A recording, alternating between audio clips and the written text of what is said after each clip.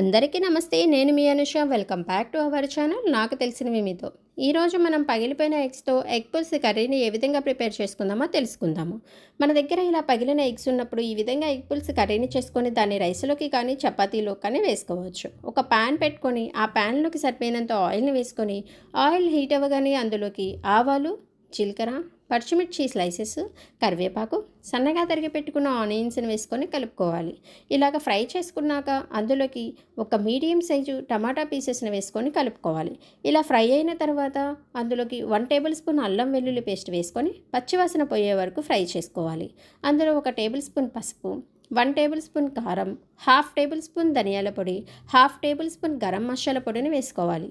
తర్వాత అందులో ఒక నిమ్మకాయ సైజ్ అంతా చింతపండును ముందుగా నానబెట్టుకొని ఆ రసాన్ని పోసుకోవాలి.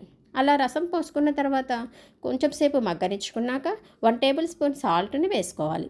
ఇలా వేసుకున్న తర్వాత హై ఫ్లేమ్లో పెట్టుకొని ఒక 5 మినిట్స్ మగ్గనిచ్చాక మన దగ్గర పగిలిపోయిన ఎగ్స్ ఉంటాయి కదండి, దానిని అందులోకి వేసుకోవాలి.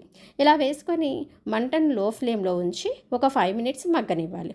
తర్వాత అలా మగ్గిన తర్వాత మనం అప్పుడు కదుపుకొని ఆయిల్ పైకి రాగానే ఆ కర్రీని తిప్పుకోవాలి.